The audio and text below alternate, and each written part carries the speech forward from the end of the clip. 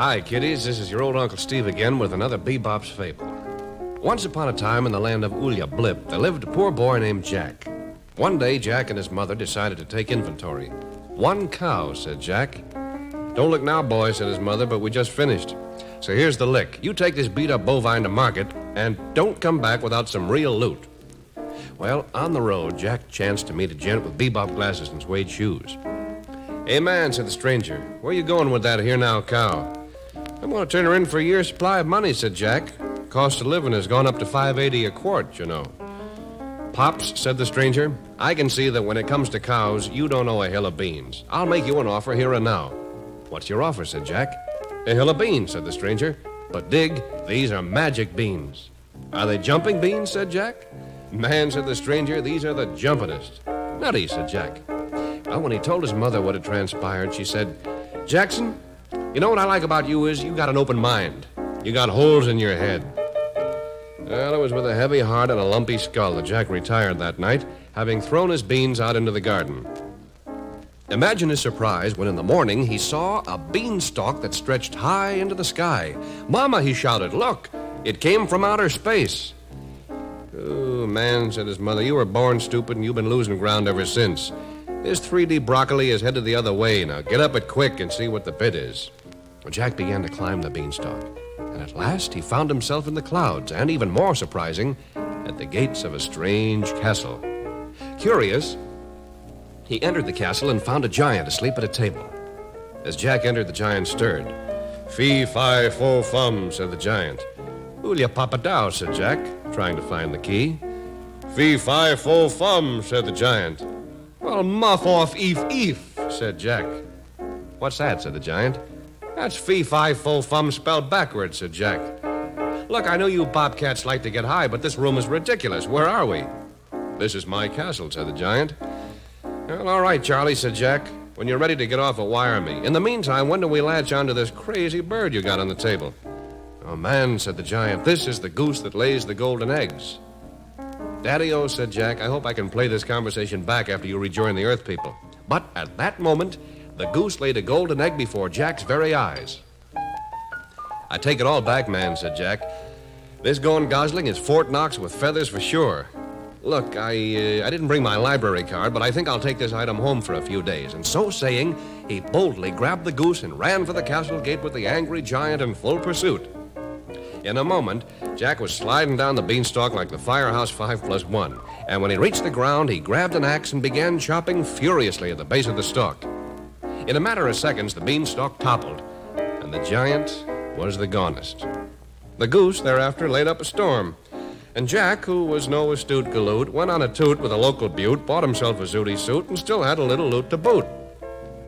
That is, until tax time rolled around. Because, man, after taxes, Jack had just enough lettuce left to buy himself a cow. The moral of this story, kiddies, is no matter what the outcome, if you have a cow that won't give milk, sell him.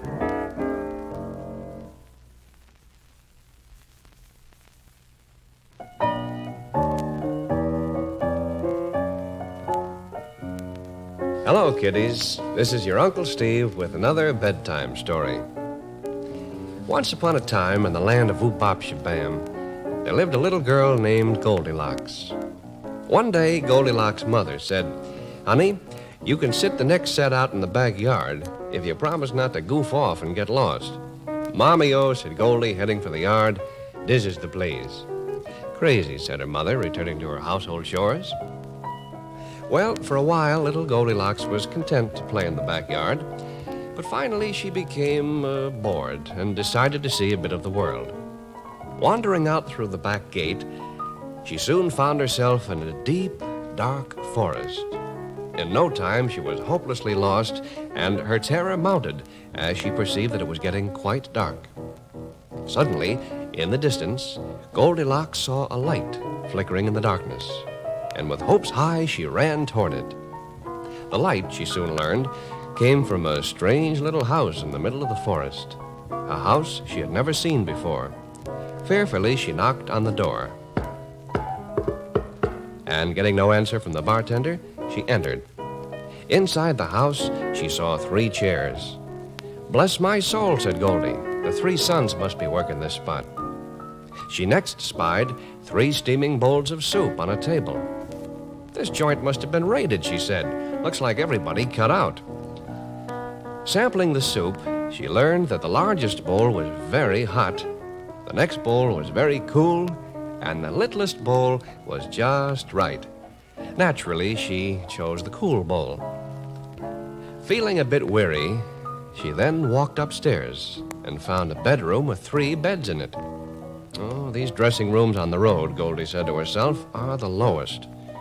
Then, drowsy, she tried all 3 beds and finally lay down upon the smallest and fell fast asleep.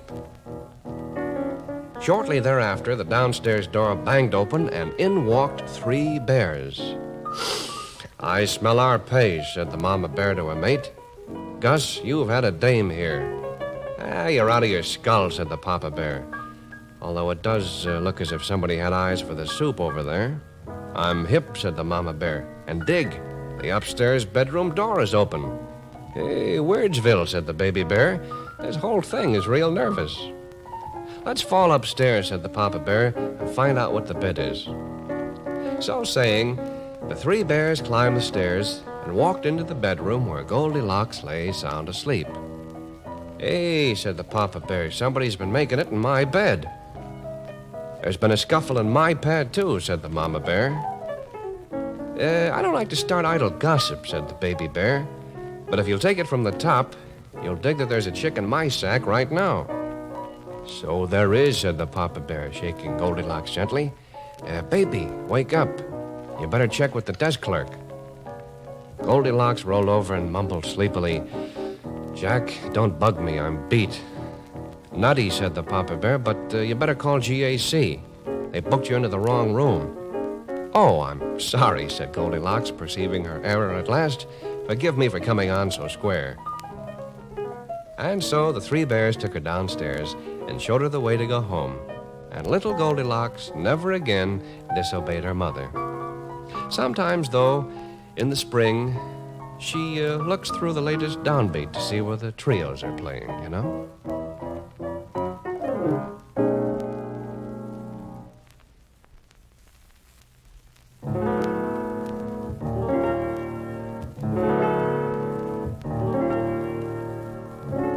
Hello, kiddies. This is your old Uncle Steve with another bedtime story. Once upon a time, in the little village of BeBop's, there lived a frantic little canary named Cinderella.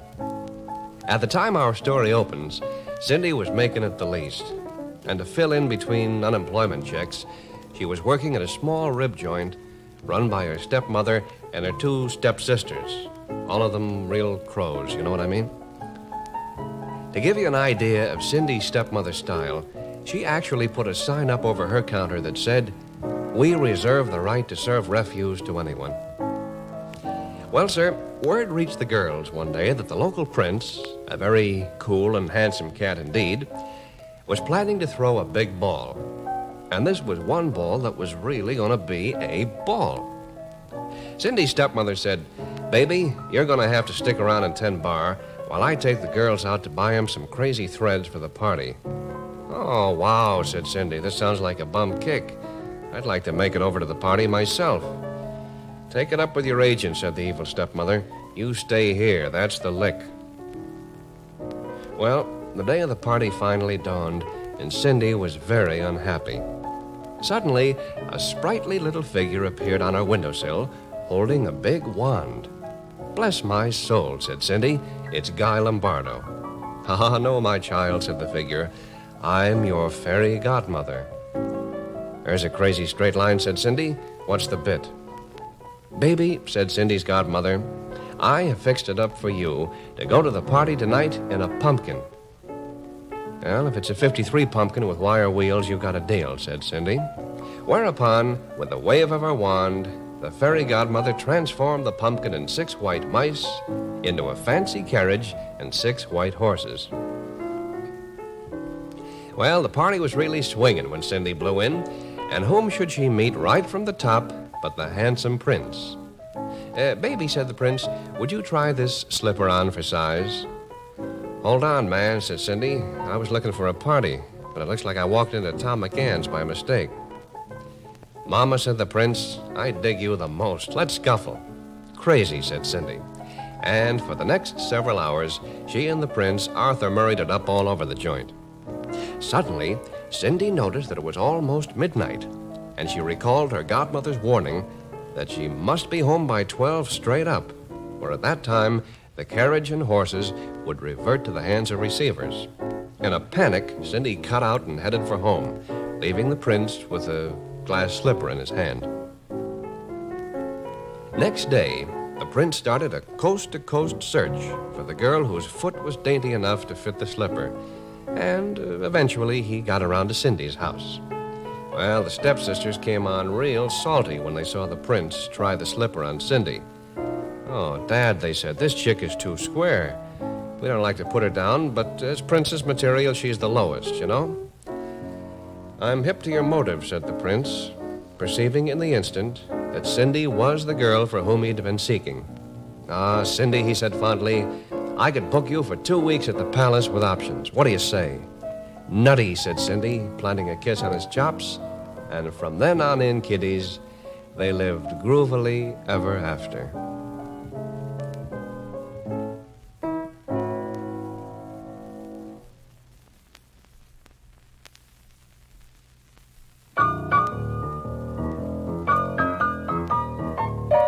Hello again, kiddies. It's your old Uncle Steve with another BeBop's Fable. Once upon a time in the land of Ulyababaku, there lived a very vain queen with a beautiful stepchild named Snow White.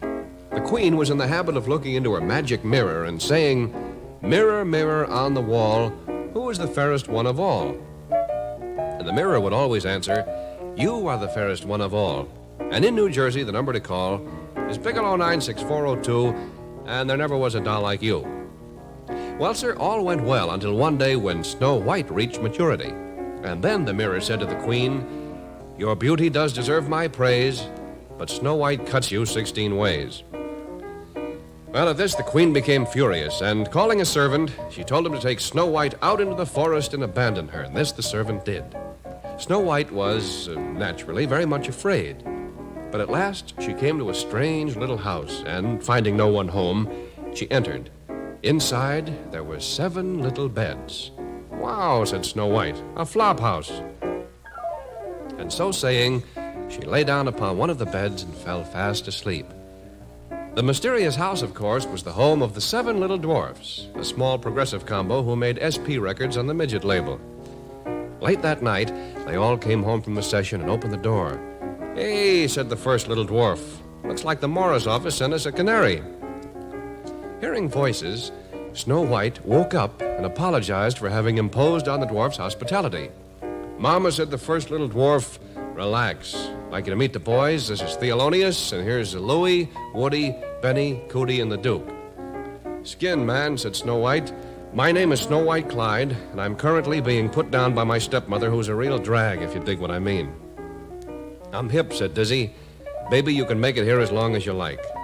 Meanwhile, the queen, thinking Snow White had perished, said to the mirror, Mirror, mirror on the wall, who is the fairest one of all? And the mirror answered, Queenie, you're a doll from coast to coast, but Snow White's face is still the most. Furious, the queen disguised herself as a witch and went out into the woods to look for Snow White. At last she came to the house of the dwarfs and knocked upon the door. Who called? Said Snow White.